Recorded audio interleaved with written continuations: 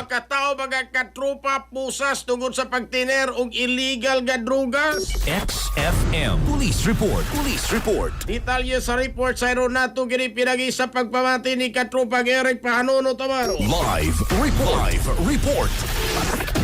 Katapag Jerry mga kaigalan na tanggong karon no, sa selda sa police station, Formable Police Station, kining duha ka tawo ni babae ni lalaki katapag zero sa ni Balakpi kagabi atol sab sa gipagan nga anti-illegal drug operation din sa may barangay Mabolok syudad sa Sugbo katapag Jerry no. Ang unang nilapan kining usa ka 19 anyos pud nga babae katapag Jerry mga kaigalan kining si kuan ni katapag Jerry no, certain Heidi no, diin taga kuan siya katapag sa taga barangay Mabulo raw sa ba kuan pa ni emosyonal no na man sa bandakpan nakuha ni siya duha ka putos sa gituan usab nga shabu pipila ka minutos ang nilabay nidakpan po ni sila sa atong kuan gyapon Station Drug Enforcement Unit SDU personnel sa Mabulo Police Station kining si certain Dennis nakuha po ni katapag sir og duha ka putos sa gituan usab nga shabu ang duha kini pug gipas na karon sa selda sa Nasong Station samtang gikanong kaso nga paghupot og illegal nga drogas. So para katapag sir mga kailangan tagasikas-gikan sa police station, Formable Police Station,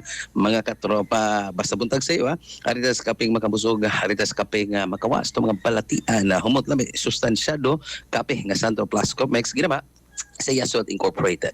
Alang sa Digos ng Pilipino para sa Pilipinas yung katropa, Eric Amaro, XFM. XFM Report. Cellphone Plus Gold, mapalit sa mga butika sa inyong lugar.